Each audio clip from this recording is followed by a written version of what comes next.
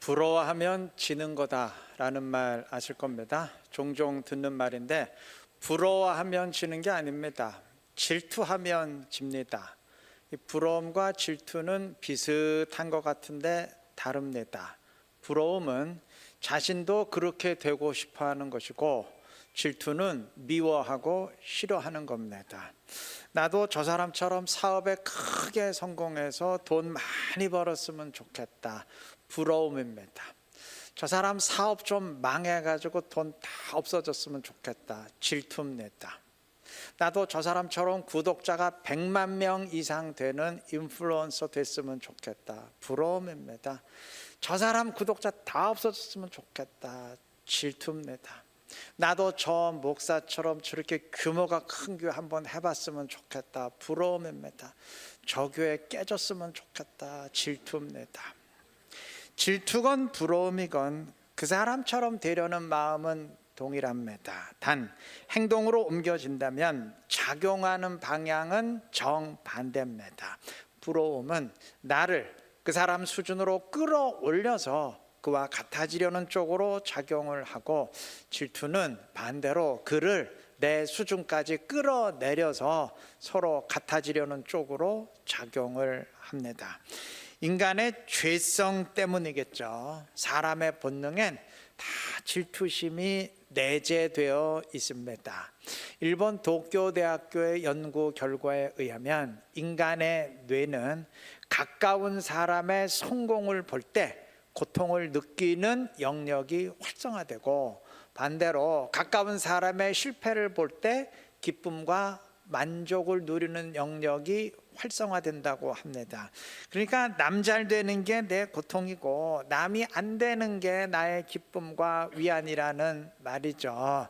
이건 죄의 본성이죠. 어떻게 안 되는 걸 바랍니까? 사촌이 땅 사면 배 아프다고 하지 않습니까? 로마서 12장 5절이 즐거워하는 자들과 함께 즐거워하고 우는 자들과 함께 울라 명하지만, 이게 일이 안 돼서 비극을 당해서 우는 자들과 함께 우는 것은 뭐 그렇게 어렵지 않은데, 일이 정말 잘 돼서 즐거워하는 자들과 진심으로 함께 즐거워하는 건 그건 그렇게 쉽지가 않아요. 질투심 때문입니다. 질투는 나와 상관이 없거나 나와 전혀 다른 영역에 있는 사람을 통해서는 유발되지 않습니다. 예를 들어서 우리나라 축구가 월드컵에서 우승을 했다. 그러면 모두들 진심으로 기뻐하고 선수들에게 박수를 보내요. 그 선수들 질투하지 않습니다. 그런데 만약 월드컵 축구 국가대표 선발전에서 아쉽게 마지막으로 탈락한 선수라면 어떨까요? 아마 마냥 기뻐하기 힘들 겁니다. 왠지 씁쓸한 마음이 드는 게 정상일 겁니다. 자, 상황에 따라 질투심이 일어나는 건 그 뭐 본능이니까 어쩔 수 없겠지만, 사람이 본능대로만 살면 그거 되겠습니까?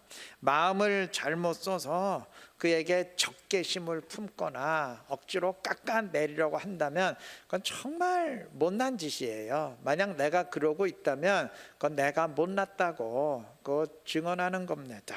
그런데도 그가 대단하다고 여겨질수록 자꾸 내가 쪼그라들고 작아지다 보니까 나와 비슷하게 깎아내리려고 합니다.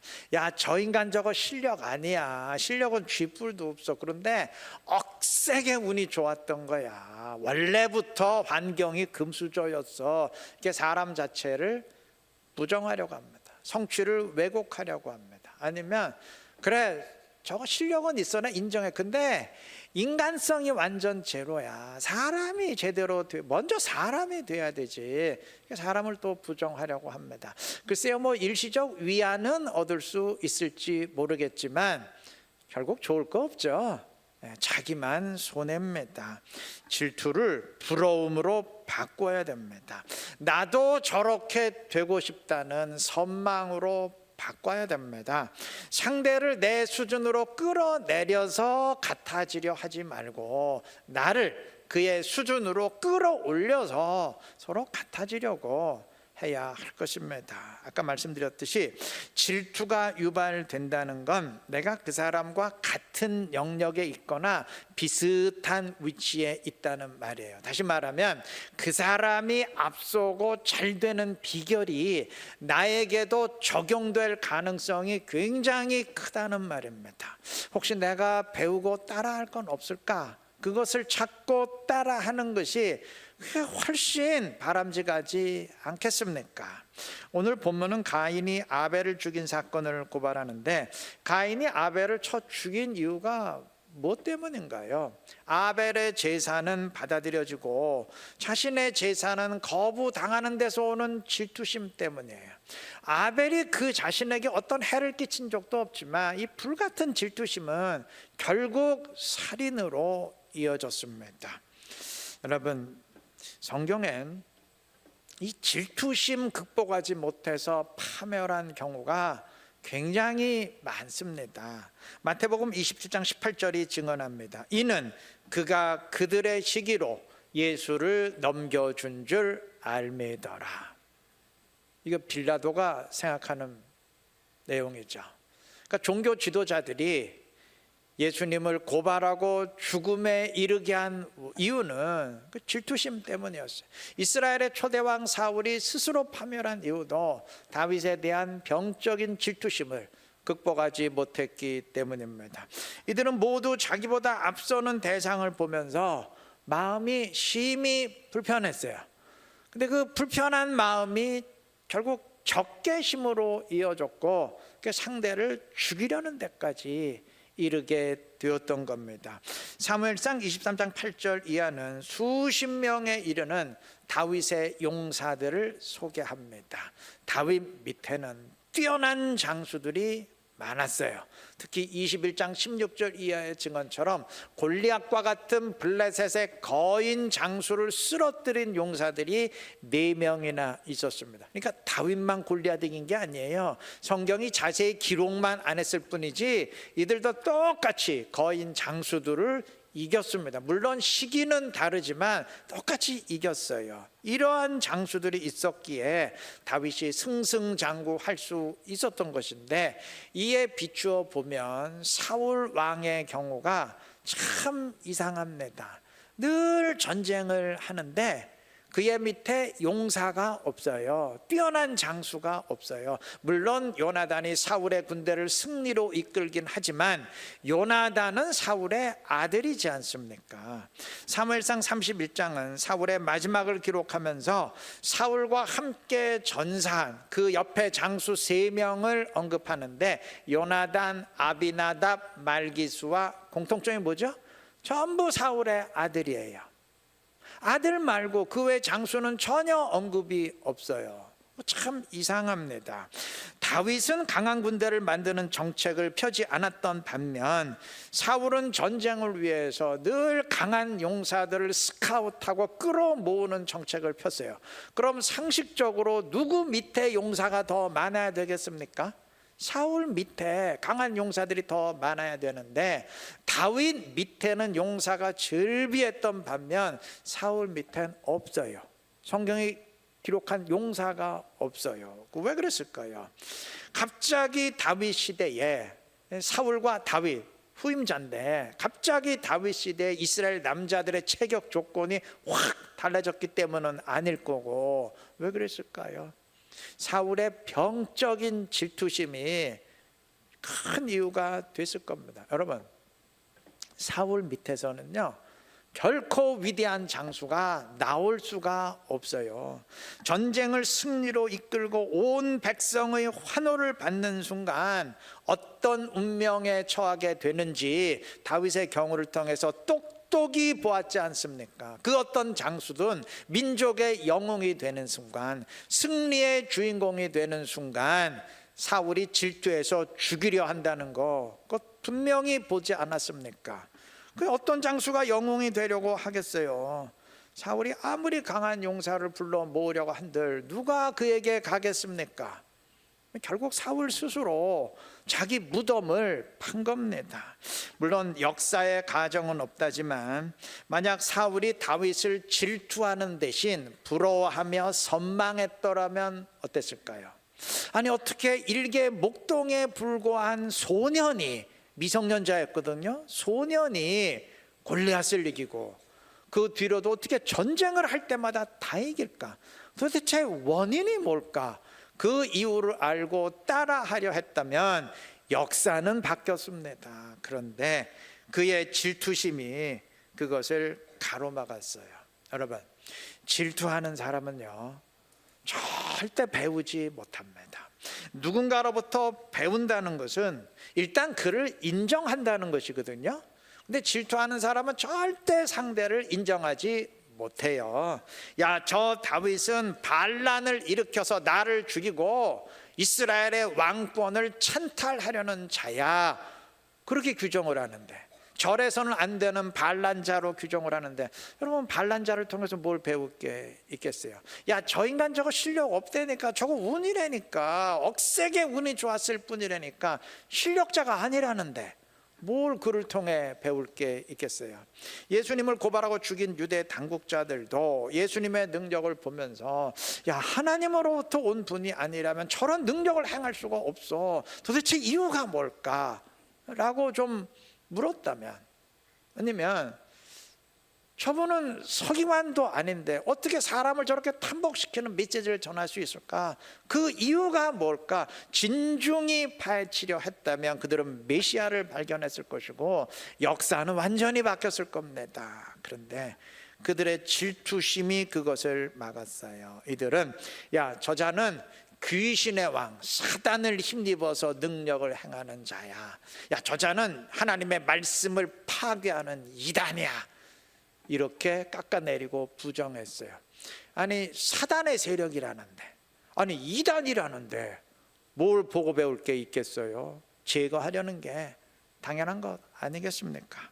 만약 가인도 아니 어떻게 내 제사는 거부당하는데 아벨의 제사는 하나님이 꼭 받으실까? 그 이유가 뭘까?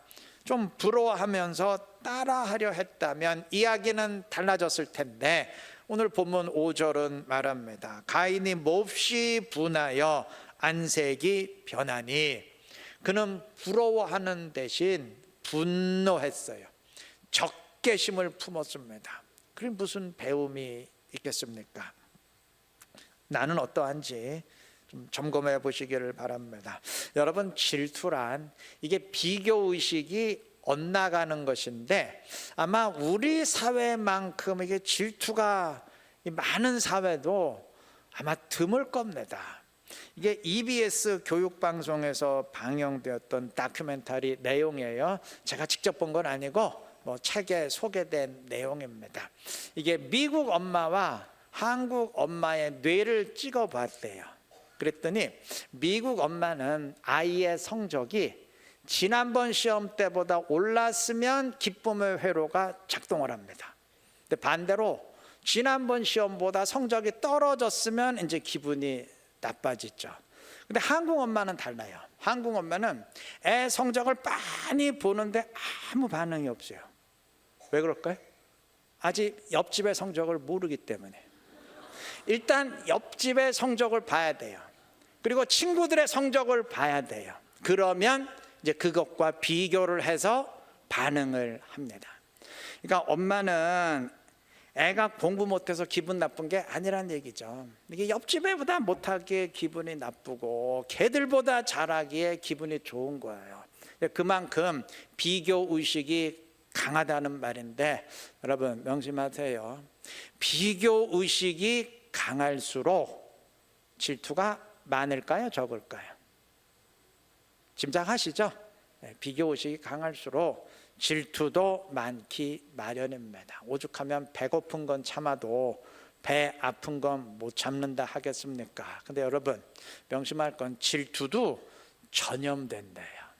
그러니까 우리 조심해야 돼요. 질투가 많은 사회를 지금 우리가 살고 있거든요. 그러니까 우리 모두 조심해야 될 것입니다. 거듭 말하지만 나보다 앞선 사람 질투하는 대신 선망하시기를 바랍니다. 뭐 그렇다 그래서 절대로 남을 비판하면 안 된다 이 얘기는 아니에요. 정말 비열한 방법으로, 부정직한 방법으로 남보다 우위에 있는 사람이라면 당연히 비판받아야 되죠. 근데 그게 아니고 정당한 자기 노력으로 그 위치에 올라갔으면 그건 질투하는 게 아니고 선망해야 되겠죠. 내가 배울 건 없을까? 그런 자세를 지녀야 되지 않겠습니까? 그리고 그리스도인이라면 한 가지 꼭 명심하세요. 우리 좀 부러워하더라도 거룩한 것 좀 부러워하십시다. 그 왜 사촌이 땅 산 것만 배 아파해야 돼요? 남들이 은혜 받은 거 그거 좀 배 아파하고 부러워하면 안 되겠어요? 비교의식을 지니더라도 야, 저 사람은 전도의 열매를 저렇게 맺는데 이거 나는 뭐지? 그런 것 좀 비교하고 부러워하면 안 되겠어요? 저 사람은 저렇게까지 주를 위해 순종하는데 이거 나는 뭐지? 나도 좀 저렇게 해야 되겠다. 이러한 부러움의 선망을 지니면 좀 안 되겠습니까? 그런 비교 의식이라면 그건 오히려 우리에게 도움이 되지 않겠어요? 고린도전서 13장 4절은 사랑은 시기하지 아니하며 라고 선포합니다. 사랑으로 시기와 질투는 이기시고 건강하고 거룩한 부러움 지니시기를 바랍니다. 그래서 보다 성숙한 신앙으로 성장하면서 주님의 더 큰 기쁨이 되고 주님을 영화롭게 하는 지혜롭고 신실한 우리 모두 되시기를 바랍니다. 하나님이 왜 아벨의 제사는 받으시고 가인의 제사는 받지 않으셨는지 본문은 그 이유를 구체적으로 설명하진 않아요. 그 대신 근본 원인을 제시합니다. 본문 4절과 5절 보시면 여호와께서 아벨과 그의 제물은 받으셨으나 가인과 그의 제물은 받지 아니하신지라 그랬습니다. 이 구절의 해석은 많이 들어보셨을 겁니다. 본문은 단순히 하나님이 아벨의 제사를 받으셨다 이렇게 말하지 않아요. 하나님이 아벨을 받으셨고 그의 제물을 받으셨다라고 말합니다. 즉 하나님은 아벨 자신을 받으셨고 그러했기에 그의 제물도 받으셨습니다. 반면 하나님은 가인과 그의 제물은 받지 않으셨습니다. 가인 자신을 받지 않으셨기에 그가 드린 제물도 받지 않으신 겁니다. 그러니까 근본 원인은 언제나 사람입니다. 사람 자신이에요. 만약 가인이 하나님의 뜻에 합당치 않은 제물을 드렸기에 하나님이 받지 않으시는 것이라면 원인은 제물이 아니고 사람입니다. 사람. 가인 자신이 하나님을 우습게 여겼기에 제멋대로 제물을 드린 것이기 때문입니다. 언제나 원인은 사람이고 제물은 결과입니다. 만약 가인이 규정에 맞는 제물을 제대로 드렸음에도 하나님이 받지 않으셨다면 역시 원인은 가인 자신이에요. 제사는 그럴듯하게 드렸는데 제사를 드리는 사람 자신이 하나님이 받으시기에 합당치 않았기에 제물도 받지 않으신 것이기 때문입니다. 아까 사울 왕 언급했었는데 사울이 하나님으로부터 완전히 버림받은 이유는 아말렉을 치되 그 어떤 것도 남기지 말고 진멸하라는 하나님의 명령을 무시하고 살찐 짐승들 전리품으로 챙겼기 때문이죠. 자, 이스라엘로 개선한 사울은 전리품으로 챙긴 짐승들로 승전의 제사를 드렸습니다. 살찜 짐승들로 제사를 드렸으니까 제사 자체는 그 어떤 제사보다 완벽했겠죠. 어떤 제사보다 좀 멋지게 보였겠죠. 근데 그렇다고 하나님이 그 제사 받으셨겠습니까? 아니죠. 당연히 받지 않으셨죠. 이유가 뭔가요? 제물이 형편없어서가 아니에요. 제사 형식이 잘못되어서가 아닙니다. 제사는 완벽했는데 그 제사를 드리는 사람이 하나님이 보시기에 합당치 않았기 때문입니다. 여러분, 제사는 제물 이전에 사람입니다. 예배는 사람입니다. 내용 이전에, 분위기 이전에, 형식 이전에 사람입니다. 예배드리는 사람 자신이 주님 보시기에 어떠하냐, 그게 언제나 핵심입니다. 예배뿐만 아니고 다른 모든 것들이 다 마찬가지입니다. 기도 역시 사람입니다. 내용이 아니라 사람입니다. 주님이 누군가의 기도를 듣고 응답하셨다면 그의 기도에 주님이 논리적으로 설득당했기 때문이 아니에요.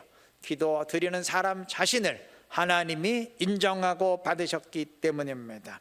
기도하는 사람 자신을 주님이 받으신다면 혹 그가 생각이 좀 짧아서 잘못된 기도를 드린다 할지라도 주님이 고쳐 들어서라도 응답하십니다. 기도의 내용을 고치고 다듬기 전에 기도하는 사람 자신을 고치고 다듬어야 하는 이유입니다. 찬양도 사람입니다. 하나님이 누군가의 찬양을 받으신다면 음악적으로 탁월하기 때문이 아니에요. 호소력 있는 목소리로 노래하기 때문이 아닙니다. 찬양하는 사람을 하나님이 받으셨기 때문입니다. 만약 사람 자신이 하나님 앞에 합당치 않다면 어떤 찬양이건 그냥 울리는 꽹과리에 불과할 뿐입니다. 범위를 확대해서 말한다면 신앙생활 전체가 사람입니다. 무엇을 하건 가장 중요한 것은 그것을 하는 사람 자신이에요. 그 사람이 주님 앞에서 주님 보시기에 어떠하냐, 그게 언제나 핵심입니다. 인생은 속도가 아니라 방향이 있다, 뭐 그런 말 흔히 듣지요. 너무 흔해서 이제 좀 빤한 소리로 들리는데, 빨리 가는 것보다 더 중요한 게 올바른 방향으로 가는 것이다, 뭐 그런 의미예요. 시계보다 더 필요한 것이 나침반이다, 뭐 그런 의미입니다. 뭐 그렇죠. 시계보다 나침반이 더 필요하겠죠. 그런데 그것보다 우선적으로 더 필요한 게 있습니다. 거울입니다. 주님 앞에서의 나의 모습이 어떠한지 늘 보며 확인할 수 있는 영적 거울입니다. 우리 늘 그 거울 보면서 나를 확인하고 바로 잡아야 할 것입니다. 사무엘상 21장 6절에 의하면 다윗이 사울에게 쫓길 때 대제사장 아히멜렉이 내어준 진설병을 먹었어요. 진설병이란 성막 안의 테이블 위에 진열되어 있는 12개의 떡인데 이건 오직 제사장만 먹을 수 있습니다. 하나님이 엄히 명하신 율법이에요. 근데 이 떡을 제사장이 아닌 다윗이 먹었으니까 이건 명백히 율법을 어긴 겁니다. 다른 율법도 아니고 성막의 율법, 성전의 율법을 어긴 겁니다. 중죄지요. 그런데 하나님이 그 일로 인해서 뭐 다윗을 치거나 징벌하거나 책망하지 않으셨어요. 다윗이었기 때문입니다.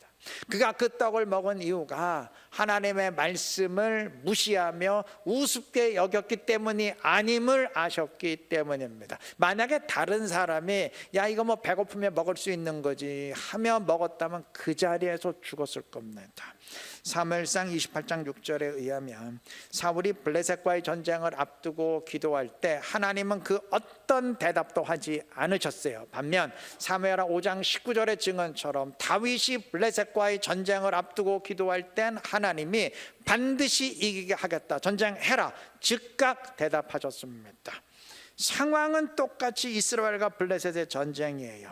기도의 내용도 똑같이 전쟁의 허락과 하나님의 개입 요청이에요. 그런데 모든 게 똑같은데 하나님의 답변, 응답은 정반대였습니다. 왜 그럴까요? 상황이 달라서가 아니에요. 기도의 내용이 달라서가 아닙니다. 사람이 달랐기 때문입니다. 그 사람이 누구냐, 그 기도를 드리는 사람이 누구냐, 그게 핵심이기 때문입니다.